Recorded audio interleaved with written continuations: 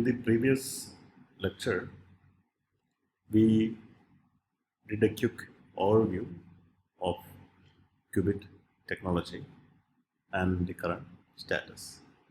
We also looked into various candidates for realizing quantum information technology and qubits.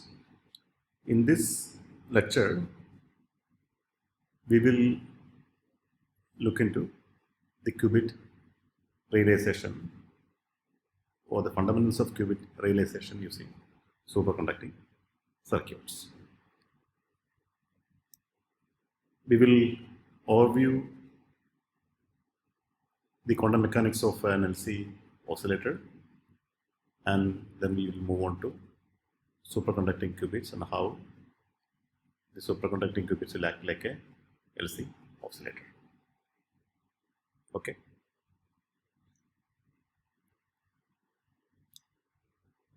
Just like what we discussed in the previous lecture, the current qubit technology revolves around atom or atomic physics. There are two kinds of atoms that we deal with in this context. One is a natural atom, another one artificial atom. So the qubit candidates or the systems or quantum mechanical systems which are used to realize qubits fall into broadly two categories. The first two here are based on natural atoms with a roughly shown potential roughly shown here. The first two picture here shows how you trap atoms using laser fields in optical lattice and use the atomic states to store and manipulate the information using its quantum state. The second two, this also we have discussed using the ions, which is trapped using electric and magnetic fields. And there are a couple of different configuration. The recent development is micro ion traps, where the whole thing can be realized on a chip. And the last two, this one represents superconducting qubit, and this two represent semiconducting qubits or spin qubits. So superconducting qubit has a rough parabolic shape confinement, and semiconducting qubit, that confinement potential depends on the details of the gate designs and stuff, but they could be parabolic or square well kind or a mix of these, but those are details which we leave to the design context. So, but in any case, we are always dealing with atoms, either they are natural atoms or artificial atoms. Here, this table summarizes the main parameters or main points of all these different systems. So, for the natural atoms or ions, we have to use optical frequencies or electromagnetic waves in the optical range to manipulate the states. Whereas for the superconducting and semiconducting, this is like a few gigahertz to 10 gigahertz range. That means this is the optical regime, and these two are the microwave regime. And the dimensions for these ultra cold atoms or natural atoms, those are the ones shown here. And the ions are also, they are pretty small. I mean, these are like atomic dimensions, whereas the superconducting circuits are much larger, and semiconducting circuits are also large but smaller than the superconducting circuits. Okay, and the interqubit distances are much large, or you can get really large for the trapped ions, whereas for the superconducting and ionic trapped ion based ones is in micrometers. Okay, whereas for the optical lattice and also for the spin based one, those are like hundreds of nanometer to tens of nanometers or hundreds of nanometer. And the next operating parameter is the operating temperature. So here these are in the microkelvin, nanokelvin range, but those are not really the physical temperature of the system. Those are the energy of the system. Okay. Whereas these experiments are conducted at cryogenic temperatures, millikelvin to Kelvin, sub-Kelvin, few millikelvin range. Okay, and of course some of the spin qubits you can even do operations at room temperature, but those are not really the quantum dot based spin qubits as we have shown here. Those are like implanted ion kind of spin qubits, which are not really scalable systems. So we don't really consider that as a scalable system in this, and that as a serious candidate at this point. Okay. Now, how the cooling, how do you get the system to operating the regime? Those details are here. And as I told, these are laser cooling and trapping technology, whereas this relies on cryogenic technology. And how you manipulate the states here, you need to use optical and microwave cavities, whereas here we are using transmission line kind of LC circuits or microwave cavities. And here also transmission line LC circuit microwave cavities, and optical for the implanted ion kind of qubits. That is the quick overview of the current leading candidates for qubit realization. Now, what we just summarized is we need some kind of confined systems, and we use the states of the confined system as qubit states. Now, one of the most common confined system with well-defined states and easy to understand is a harmonic oscillator. This is an illustration of a harmonic oscillator where a block with a mass m is tied to a point using a spring, the spring constant k. And this is a standard textbook problem where I'm sure almost all of you guys have actually gone through. And this is the Hamiltonian, where this term is the kinetic energy term and this term is the potential energy term. P square by 2m, kx square by 2. And in the x versus energy space, that's going to give you a parabolic confinement. And you have these equally spaced energy levels with n is equal to 0, 1, 2, 3, which is also something which is known to all of you. But that is the case of the mechanical oscillator. Okay. But the devices need to be electrical, and an electrical analog of this quantum harmonic oscillator is an LC circuit. We have a capacitor and an inductor in parallel, and these two can set up an LC oscillation where the energy stored will oscillate between the capacitor and the inductor. That is the direction that we are going to lead our discussion, qubit discussion. This is the Hamiltonian for the LC oscillator, where half CV square is the energy stored in the capacitor, half Li square is the energy stored in the inductor. Okay, so that the energy is partitioned between these two.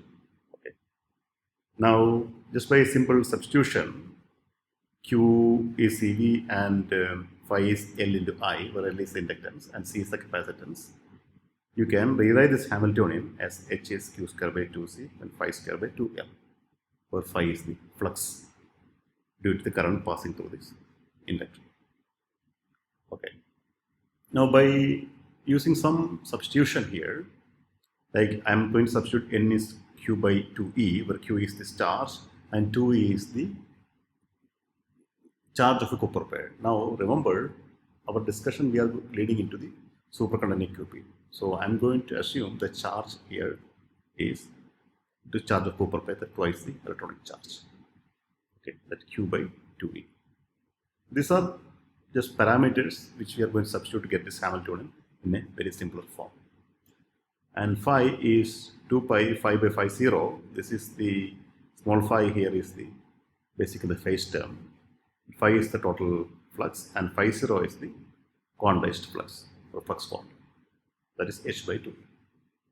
And the charging energy is E square by 2c because C is a capacitor and we are assuming that these are microscopic systems. So the charging energy can be significant. It's not a small quantity. That also you need to consider. And EL is the energy in the inductor, that is pi 0 by 2 pi square by L. Once you substitute all these things, you can rewrite this Hamiltonian as h into 4 EC n square plus 1 by 2 EL into phi square. Again, you got a parabolic relation for the potential, that is in terms of phase and the energy. You can get this also parabolic in N2. Okay, this parabolic here also, but there is a small detail there which which we will get into in a minute. The difference is n is a number that is not a continuously varying quantity. That's a discrete number. Okay, but we will soon change that to a continuous quantity in a minute. Okay, just wait for that. But for the time being, let us focus our discussion onto phi versus energy, and that is a parabola. And these are energy states 0, 1, 2, 3. Now the assumption or the idea is we want to encode these zeros and ones or the qubit states into the lowest two levels, the ground state and the first acceptance 0 and 1. But how do you actually manipulate these states? You use radiations with h bar omega, which is equal to this energy spacing. Okay, but now for a simple parabola like an LC oscillator, which corresponding to an LC oscillator, that is discussed here. Okay, this spacing between all the energy levels are equal. They are all h bar omega. Okay, that is the characteristics of a parabolic confinement, parabolically confined system. So when I try to basically manipulate these two states, they can have a transition between all other states also. So you don't have much control on which two levels you are actually using for this information processing. So selecting only the lowest two states is not really possible in this configuration. That is a real issue, which is not the case with atomic systems or the square well systems because spacing varies. Whether you have a Coulomb potential or confinement provided by the Coulomb potential or the square well potential, the spacings are not equal. So you can select any two levels there, and it's easy for the qubit because you can select the bottom two levels and you can fix your transition or the frequency that you are going to apply to make this transition equal to the difference between those two energy levels. But that is not really the case here. So now the question is, how do we select the bottom two levels? How do we modify this potential? And that is a very interesting situation. So let us look at a Josephson junction for this purpose. That is exactly where the Josephson junction comes very handy. Josephson junction, which we have learned in great detail in one of the previous modules.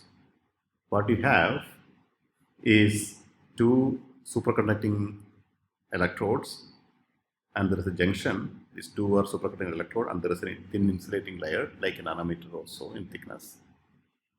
Okay, that is a Josephson junction. Okay. Now, what I am going to do is I am going to take this Josephson junction and replace the inductor with that. The capacitor is still there, but Josephson junction is our inductance. Now, from the Josephson equations, we have the current through the junction is IC, that's a critical current, into sine phi. Phi is a phase difference. And the voltage to phase relation is the time derivative of the phase is proportional to the voltage. Okay, QV by H bar. And where phi is the phase difference between these two sides. Now, this V you can rewrite as H bar by 2 E into d phi by dt. Now, 2E by H is H by 2E is your flux quantum. Okay, phi 0 by 2 phi into d phi by d. You can rewrite this. Now, what we have, our variables are current and voltages. So what we are going to do is we will replace this d phi by dt with the di by dt. What you do is you take this and differentiate it. You get this relation. Okay. Now you substitute that here, d phi by dt from here. So you will get this relation. And voltage is some inductance into the time rate of change. Okay. So that inductance LJ stands for the Josephson junction inductance. Here is phi 0 divided by 2 pi IC into cos phi. Now you have run into a very interesting situation here. And using the Josephson energy EJIC by phi 0 divided by 2 pi, you can rewrite this Hamiltonian in the previous slide in this form. Now, whether from this equation or from this equation, you actually ran into a very interesting situation. That is, previously you had a Hamiltonian which is parabolic in phase, because there is a phi square term, or parabolic in flux because there is a capital flux square term, okay, capital phi square term. Now, but that L has now, because L is the frequency, L square root of 1 by 2 pi into square root of LC is the frequency of this oscillator. That frequency decides what is the transition frequency, h bar omega. Now, since L is now a function of phi, is a cosine function of a sinusoidal function of phi. Now you can see that as we increase the phi, this frequency will decrease. That means the levels will get closer and closer and closer. So originally you had a normal LC, you had a parabolic confinement given by this red. Now what we have is a sinusoidal confinement for a Josephson junction given by this blue curve. And that's what this also says. Okay. Now the energy is an oscillating term, sinusoidally oscillating term in phase.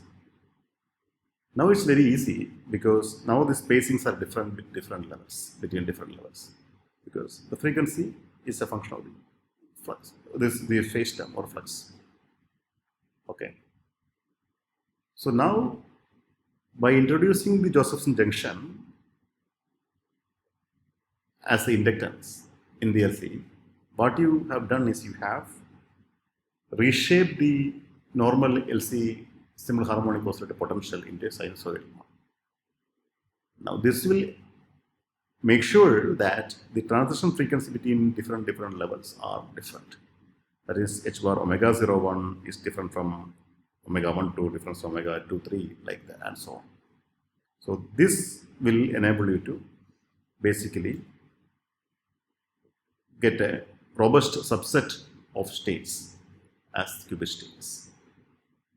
And that is the idea, or that is the basically the underlying idea of using Josephson junction circuits as qubit states.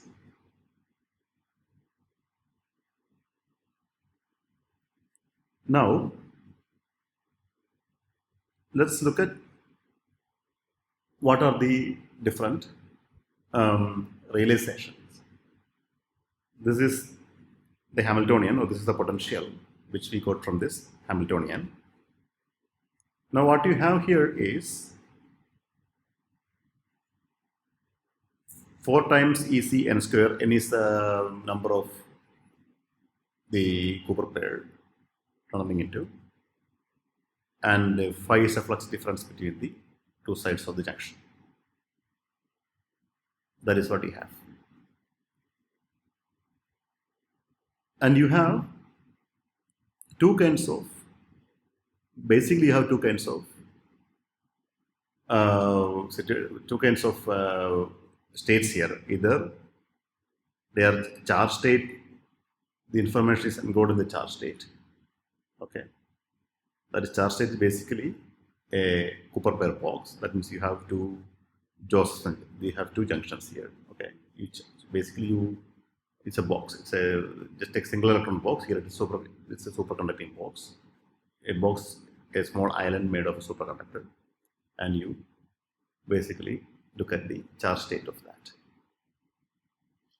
So for the charge state to be robust, what you need is the coupling to the circuit should be minimal or small. That means EJ is a measure of the coupling. So EJ by EC, that should be very small. That means the charging energy should dominate. That is when you get a charge to it. Other than the opposite extreme, in the other extreme, you have phase to be robust, you have charging energy is small compared to the Josephson coupling. That's the other side. Now let's look at this practical situations. You can, of a charge qubit, which is one of the first qubit system, realized in Josephson junction circuits, using Josephson junction circuits. The Hamiltonian is 4 EC n square minus EJ into cos phi. But n is the charge of the Cooper pair. But remember, this also uses gates to control the charge state, potential, and there are also spurious effects, gating effects using impurities and other things, and fluctuation, electric field or voltage fluctuations. So that you basically call offset charge, and that also is going to contribute. So you have a discrete charge that is n, and you have a varying charge because of various other effects, electrostatic effects that you observe in Ng. The total charge is a sum of these two, n minus Ng. Okay, so you have to replace n by n minus Ng. Okay, so when you do that, this will be the final Hamiltonian. Now,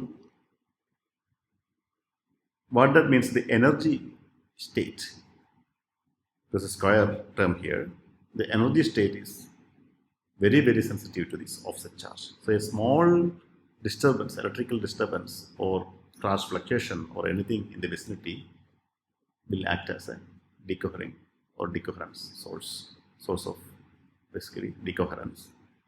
So because of this, the coherence time of these qubits is very, very short. Okay. So that this problem was now rectified by a very clever design. So this is our original Hamiltonian, this is our new Hamiltonian when you consider the offset charge. Now the idea here is, you go to a regime where this EJ by EC is something like 50. Let's look at what happens when you vary EJ by EC. So remember, I told you this Hamiltonian is now parabolic in Ng and sinusoidal in phi. That's what this Hamiltonian is now. Okay. So when I plot Ng versus the energy of these states, you get a set of parabola. For each parabola, the n is stable. When two parabolas meet, that is this point. I'm talking about only the red curve at this point. Okay, the n can vary. That is the only place you can. That is the charge degeneracy point. We have discussed this in great detail during the single electron transport, but you have to assume here it's not single electron; these are Cooper pairs. Okay, that's it. Okay. Now, that mathematics remains same, absolutely same. Now what we have here is we have plotted this Ej by this energy for various values of Ej by Ec. So what I'm saying is the spacing between these first two, n is equal to say 1 and 2, with these first two levels or second other two levels, doesn't matter. They're all very strongly depend upon the offset charge because it varies very fast. Any small charge fluctuation can change the spacing. The spacing is maximum here, is minimum here, but it's very easy to get a disturbance or very easy to change the state. Okay, but small fluctuation in the charge. But now, if you make the ratio Ej by Ec in the Hamiltonian larger, you can see that these oscillations or these parabolas get smoother. And when it reaches around Ej by Ec is 50, all this looks pretty like straight line, and the spacing is almost independent of the offset charge or charge fluctuations. And that is the proposal, or that is the current state of art, where you use a shunting capacitor across the junction, parallel to the junction, so that your EC term will, without disturbing anything else, the EC term will come down, so that the Ej by EC term you can increase it, but it's not like really large where in the flux qubit regime. This is still in the charge qubit regime, but Ej by Ec is something like few tens. Okay, and that is the whole idea of transformed qubit. It's actually a charge qubit, but it's insensitive to charge fluctuations or charge noise. So you have transformed qubit has basically two Josephson junctions. These two represent Josephson junction, and there is a shunting capacitor here. And you can use the idea of two is because just by changing the phi here, you can tune the phase. Okay, and the shunting capacitor will make sure that this Ej by Ec term is larger. Usually these shunting capacitors are long capacitors, long, interdigitated capacitor, which is shown like here. So what we have is you have two Josephson junction. This is the magnified view of the Josephson junction, and this is the magnified view of one junction. So you have a junction here, okay, and this is in parallel. This capacitor, these two green area are two interdigitated plates that is going to give you the required capacitance, and you can tune it by tuning the number of the bends in this design. Okay, and there are other like circuit elements are there which we will not go in detail, but this is lecture is just to give you an overview of what is the current state of art. Okay, so this is one qubit, and IBM has basically demonstrated many qubit system recently. Okay, and a practical quantum processor also.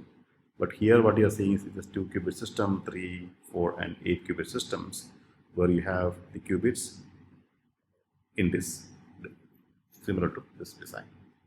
So that is the current state of art. Transphone is the current state of art for the superconducting qubit technology.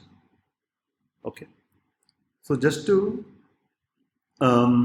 summarize the superconducting qubits, here you can have flux, phase, state, charge and hybrid qubits. They are highly scalable. That means you can use microfabrication techniques to make many in a very structured and with the whatever the architecture, whatever you want to. And they have demonstrated all kinds of types of qubit. Coherence time is like 10 microseconds, tens of microseconds. It's not very long, but it is not bad. Okay. Universal quantum gates have demonstrated. And mainly it's very easy to fabricate because most of them are simple aluminum oxide, aluminum junction systems. Okay. And well, fabrication is well controlled, and the distance between the qubits is actually a micrometer, which is easy to fabricate. Okay, so many qubit systems have been demonstrated with a good fidelity, but operation range is in millikelvin again. Okay, and you can read out this qubit by using you can SET, which reads SET single electron transistor, which that also we have discussed in the previous module, in one of the previous modules, that you can read the charge state or the basically the flux or the phase by frequency shift. You can read out all these things. You can control this using microwave pulses, voltages, currents, and all these things, all electrical. Okay, there are no optical elements here. Everything is electrical. Everything is circuit. Okay, and these are some of the parameters. I mean, benchmark parameters for T1, the longitudinal and transverse coherence times, and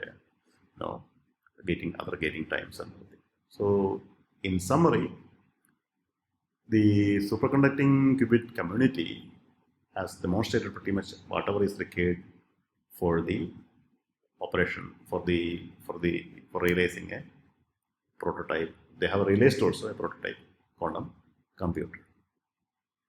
And in the next lecture, we will look into we'll overview the technology of semiconducting qubits.